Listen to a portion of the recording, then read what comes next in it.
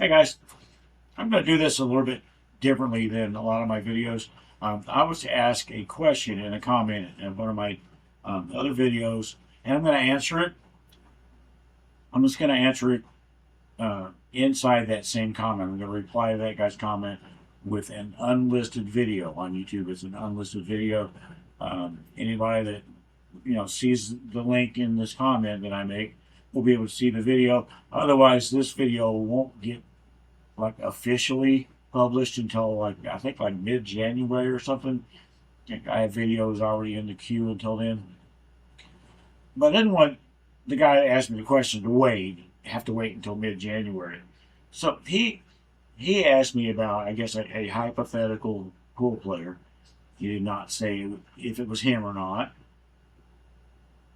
A hypothetical pool player that plays pretty well in practice, but then when in league or a tournament or a gambling match, doesn't play well. Doesn't play particularly well. And the questions were, why? Why do I think that might be? Have I ever made any videos about that? Things like that. What are my thoughts about that? I've kind of touched on this kind of thing in some other videos, but I do tend to ramble all over the place, and I don't think I've made a dedicated video about it. Maybe I have, I don't know. But I mean, the short answer is pressure. The pressure is different between practice and any kind of competition, any kind of a situation where you don't want to lose. I mean, you really don't want to lose. You don't want to lose money. You don't want to get kicked out of a tournament. Even if it's just league, you don't want to, let your team down or look bad in front of your teammates. It's a different kind of pressure than what you're going to feel in practice. You could be practicing to improve at something. You could be practicing just because it's fun. I've talked about structured and unstructured practice and like that. A lot of people, they do just fine when they're just playing. Watch me down here. I play pretty well down here sometimes. But put me in a pressure situation, Derby City's coming up, for example, I often don't play as well. Your hypothetical player that you ask about, absolutely not alone. This is a very common thing in probably just about any endeavor, not just pool. I guess the tricky part is how do you not do that? How do you not get affected by that pressure as much or at all, ideally? A lot of players will do things during their practice to try to give themselves some pressure. They'll set up some drills, and if they don't complete a drill, they have to start over, for example. To play against the ghost. Try to beat the ghost. Try to beat the ghost. They're trying to give their practice session some of the pressure that they would be feeling in league or tournament or whatever. Not super successful, I don't think, because you still know that even though, oh my gosh, I messed up this drill, I have to start over. That is different than, oh my gosh, I just lost $100 to this guy or whatever is happening. It is different, and there's a part of your brain that knows that. So trying to invent pressure situations when you're practicing so you can be more ready for the real pressure situations, I don't think that works. At least it certainly has never worked for me. I set up my daily chores and all this stuff, and I do some drills, and I play the ghost and stuff like that. I've never seen that translate over to, well, gee, I just beat the ghost, so now I'm playing Federer, I don't care, because Federer's not as good as the ghost, that type of thing. Now, I'm rambling already, and I just started this darn video. But a lot of people will try to invent some pressure, and I just don't think that it really works. Now, on the other side, there are some players that need that pressure. They need to be playing for money. They need to be in a tournament where they feel that loss. That that motivates them. I don't want to lose this money. I don't want to get kicked out of the tournament. I don't want to let my friends down in the league, whatever. They feel that pressure, and I don't know if I want to say they thrive on it, but they certainly handle it a lot better than people like your hypothetical player. A lot of times the problem with the people that, like that pressure, that, like I said, maybe thrive on that pressure even, a lot of them don't do very well at all in practice. A lot of them don't even practice at all. I know some top players that don't practice. And it's not because they don't see the value in it. It's because they know from probably having tried it many, many times over the years that they can't get motivated to practice. Because there's nothing on the line. There's nothing that they can lose. And so that's just the way it is. And you're going to get some people that are really good at practice and getting motivated for practice and really good at pressure situations. We don't really like those people because they're just too damn good. Most players, I believe, fall into the thrive under pressure or the thrive without any pressure type of situation. And there are a lot of pro players a hell of a lot better than me that have been trying to find a good solution for being able to perform under pressure as well as you perform without pressure. I don't know if there is a good answer. Maybe not. Maybe there's not an answer that works for everybody. For me, kind of what I try to do is just get in those situations. If you find yourself getting nervous or whatever's happening in league and you're not playing as well, play more league. Get in it. So it's not a novel situation anymore. And you might be nervous because you're playing in front of people maybe for the first time and all that. Do it more often so it's not a novel situation. Now, you didn't ask when you talked about your hypothetical pool player. You didn't say what happens to them. You said they don't play as well. Are they missing?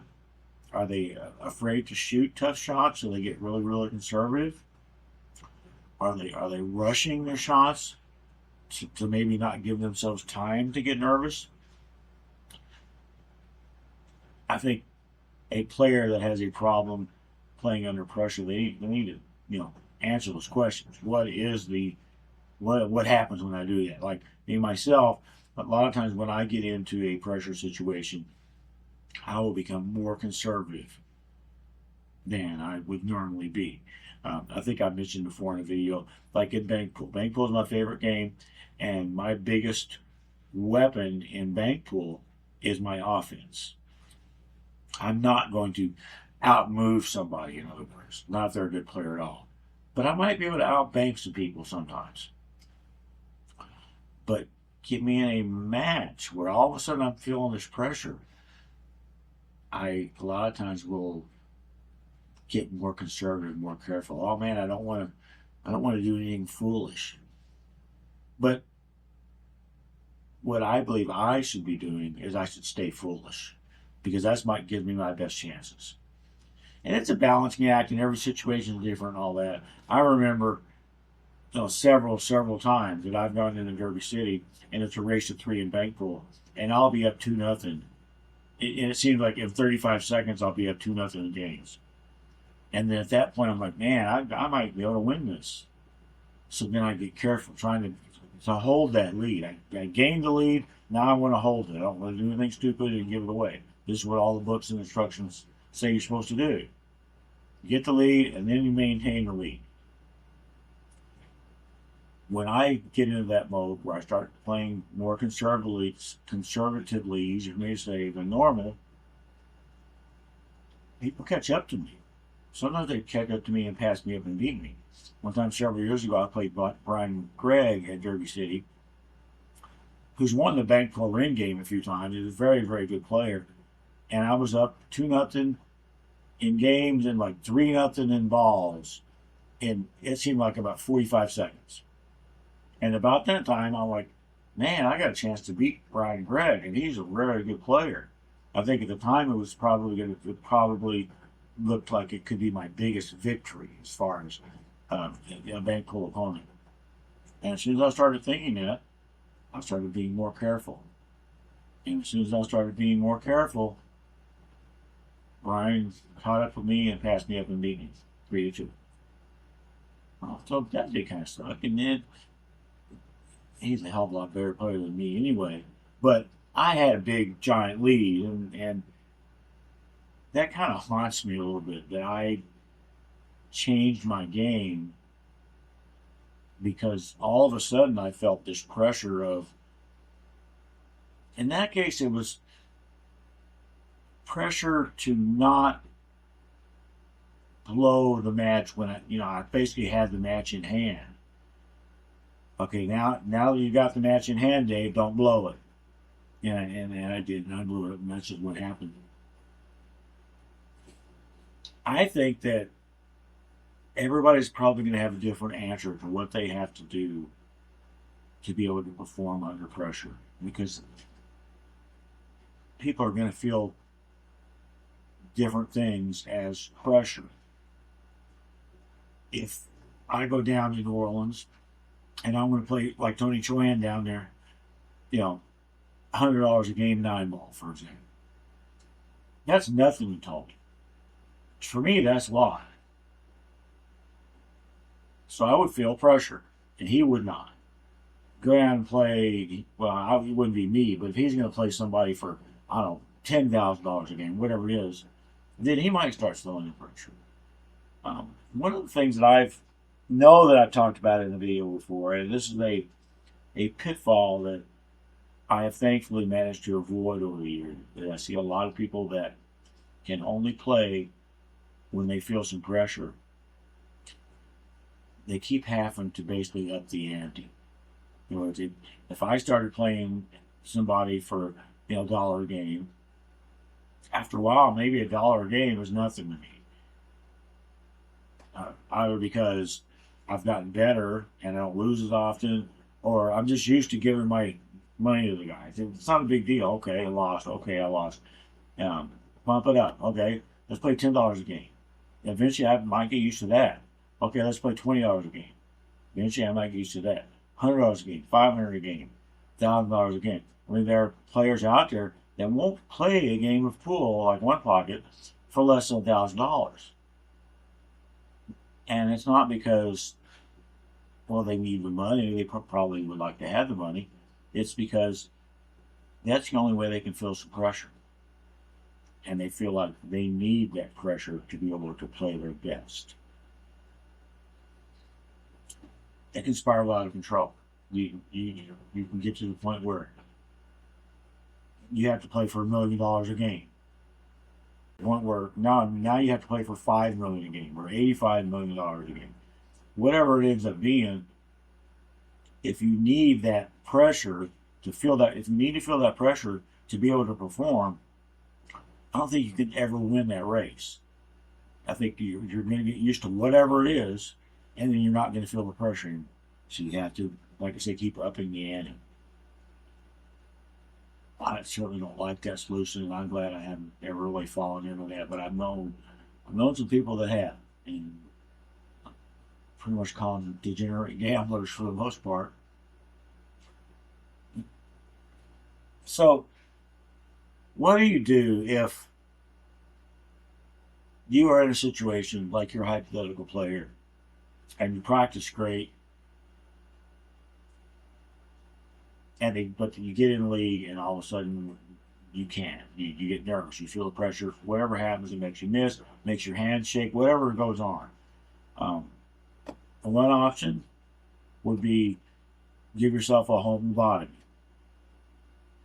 Remove that part of your brain that has pressure affect you. That can have some unwanted side effects, such as death.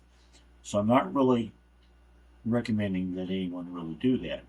The next best thing that I can think of, and it's going to be put yourself in that situation. Put yourself in that situation. Get used to it. So it's not it's not a novel situation anymore. You don't feel the pressure because of that. If you're in a situation where you just flat out can't afford to lose the money, don't play it. Don't play for it. I mean, that's what I think. But now there are people that they can't afford to lose $100, so they'll bet $500 thinking that'll make them extra motivated to play. And that's all well and good if it works, but if it doesn't work, now all of a sudden they've lost $500. There are no easy answers for any of this type of thing as far as I'm concerned. I don't have the solution, that's for damn sure. And I don't think very many people do. I think some people are just naturally better able to perform under pressure. The rest of us, we can get better. I think the best way to get better at performing under pressure is to get in those situations often enough that you don't feel the pressure as much. It's still going to be there, but maybe it won't bother you. It's just normal. Well, yeah, you yawn. Oh, I'm playing for $100 again. Okay. I don't know. That might be just a bit of an exaggeration. But I wish I had a better answer. I just don't because I just don't. If you can't play under pressure, try to get better at it, or don't ever put yourself in that situation. And that's, again, easier said than done. I'm not suggesting that somebody just, holes up in their basement and never leaves their basement because they can't play league anymore because of the pressure. I don't know. Maybe I am saying that, but I don't mean to say that. I think the best approach is something's happening to you, your hypothetical player, when you get into those situations. What you have to define what it is. Are you just missing? You don't really understand why? Are you, visibly nervous, shaking, whatever? Has your game changed? Now you're super conservative or super aggressive because of this pressure situation? What if something is changing in you that you have control over? Don't do it. Don't become a more conservative player. Don't become a more aggressive player. As far as if your hand is shaking when you're under pressure, you just have to get in that situation more. So your hand is shaking, so it's a normal occurrence. Okay, I'm playing league again. Okay, I'm playing in a tournament again.